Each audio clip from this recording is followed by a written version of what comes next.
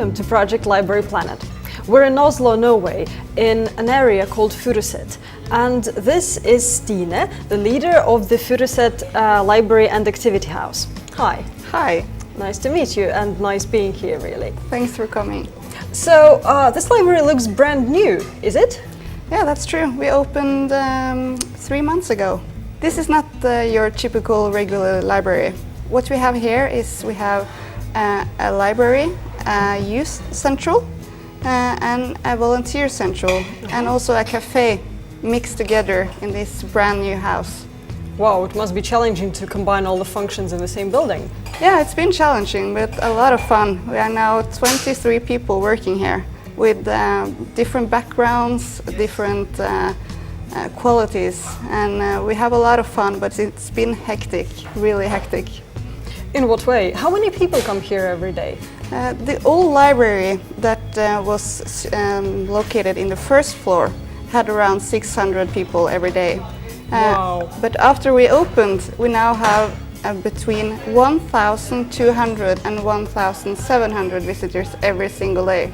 That's crazy. It's not even such a big place. I know, so it's crowded. Yeah. So all these people come here for a reason. What do they come here for? They come here for a lot of different reasons. Some come to study, to do their homework. Some come to visit the cafe, to eat lunch. Some are maybe watching a movie, taking a dance class, learning how to speak Norwegian.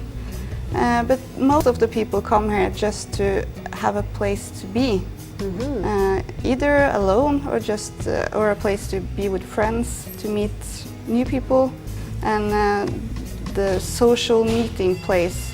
It's the main key here. It's always been what's most important in this area.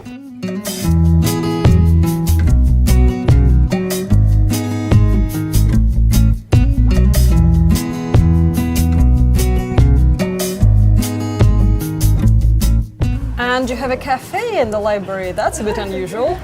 It might be unusual, but it was one of the greatest wishes from the people when we worked with this project. So we knew that we had to have a cafe. And this cafe is part of our house organization. We have 3 people working here. And also, in addition to them, we give young adults the possibility to work here, to get some experience. They might have dropped out of school, they might not go to school or not work for different reasons, and they come here to us, work for maybe a month, maybe 3 months, to get something on the resume and to give back.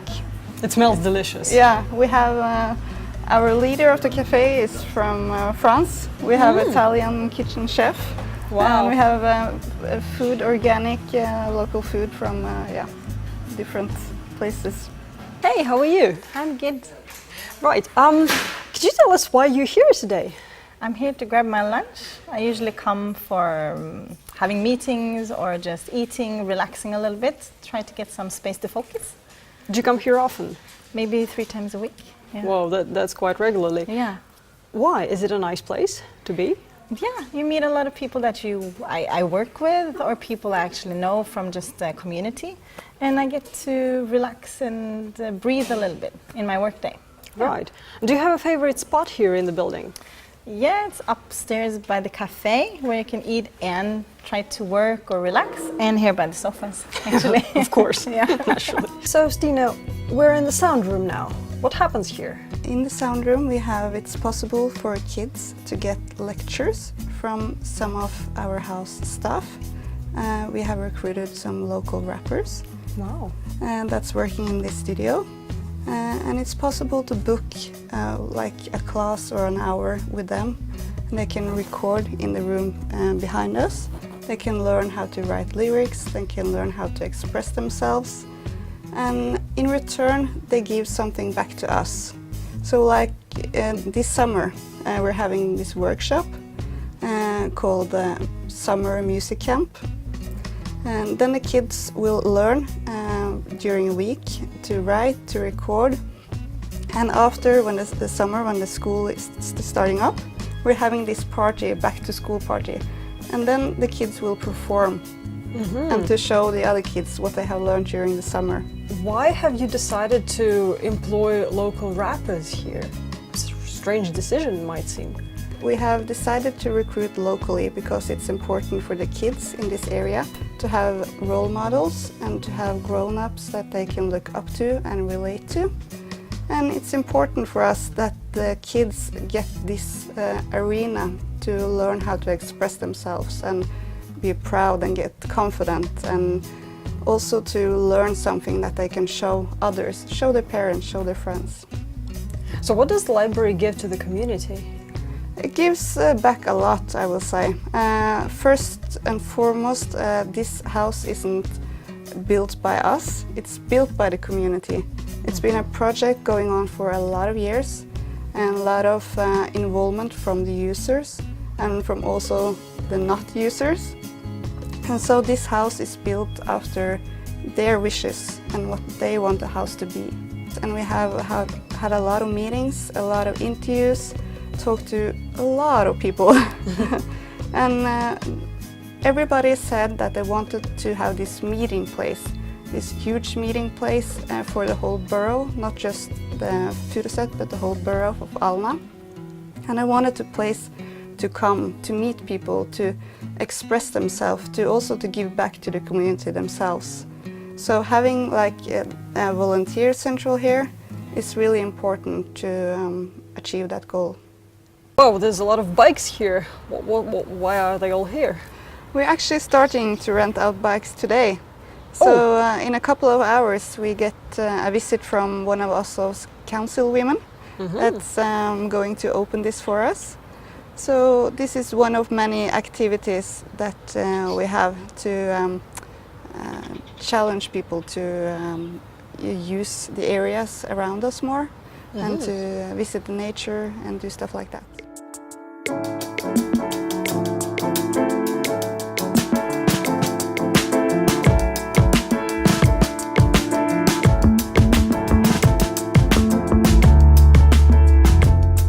We'll talk to Helena, who is head of programming here at Furuset Library. Hello. Hello. Nice to meet you. And could you please tell us what programs you have for young people here? Well, young people are one of the biggest group that are visiting us. We've just had a survey, and that showed that the age group of say 15 to 25 are a big user group of our library and activity house. And 2 times a week we have special nights for young people or youngsters. And they do everything from video games, playing pool, football, and we do have a different dance groups that we have ourselves in charge of, and then we also have other groups that we don't really cooperate with them, but we have the rooms and the facilities, and they come in and have their own dance groups. We're in a situation now where we're kind of debating amongst ourselves if we want to most of all just be kind of a playground and be an open space where young people can come and do whatever they want, or what kind of program we want to make for them, or what kind of program they want us to make for them. Because it's a balance of giving them the space, and both physically and kind of mentally, to just be themselves, and we don't want to do too much. They need the kind of the free place to just do whatever they want, but we also need to develop some programs that are or activities that will make them engaged. Hopefully we're going to do a slam poetry project from the fall, but we're applying for money and crossing fingers, because that's something where we're working with the literary competence that we have on the house with the librarians and all the literature that are obviously here, and the people that are working and have education in working with young people. So that's one type of project that I'm hoping we can do more of in the future as well, where we're building on the crossing competence within the staff. Right. In your opinion, do young adults think that the library is a cool place? They think this place is a cool place. Because it's specially made for them. 5 times a week we say we want you to come here. We say the second floor is mostly for kids and young adults, and it's not mostly for grown-ups. So they love to hang out here. I don't know if they reflect on this being as a normal library, and for them this is different though, because it's not a typical library. We have seeing that we're also a youth center, but this isn't a typical library for them. This is a place to hang out. Right. And are you trying to communicate with them on in other spheres? I don't know, on the internet maybe. Yeah, we do have the social media, of course, Facebook. We just got an Instagram account, so that's kind of new. But also seeing that this is our local community is they are the ones that are visiting us, and they are the definitely most important group. So being a part of the community and getting to know other kind of leader figures in the youth community and other kind of channels in this area in particular, that's the most important for us actually.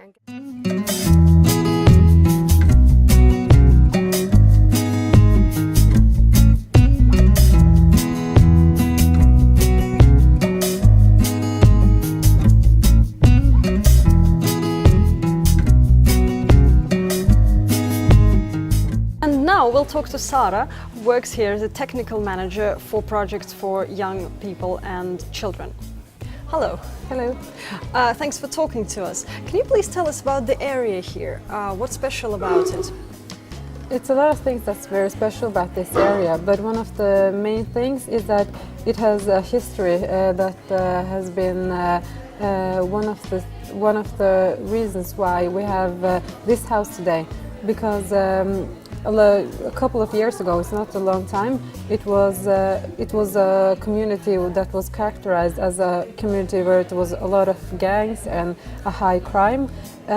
So the district of Oslо here in Oslo went together with a lot of institutions in the community and found out that they didn't have anything for the youth. They didn't have activities for the youth. So we opened a youth center in Furuset. We are a part of this house here in Furuset today, and it has been to have activities for the youth has been some of the main things in the district, because that's the place where you prevent crime. Right. So you're saying the library plays a large role in the well-being of the district? It has a lot of. It is an important part of the well-being of the district, and as we can see, it is a lot of people coming here, and especially a lot of children and youth are using this place, and that shows that it is a huge demand on places like this who gathers the community. And we have a positive thing in this community, and it's like over 150 nations living in this community. Wow. And we have a lot of people with minority backgrounds, and we don't see it as a problem or as a challenge, because they are living together peacefully, and they are making a culture in this place that we love in this place. So it has given us a lot, and it also is the reason why we need such a cultural place in Furuset, because of the population is like how it is. Thank you very much, Sara. That was really interesting and very important. Yeah, thank you very much.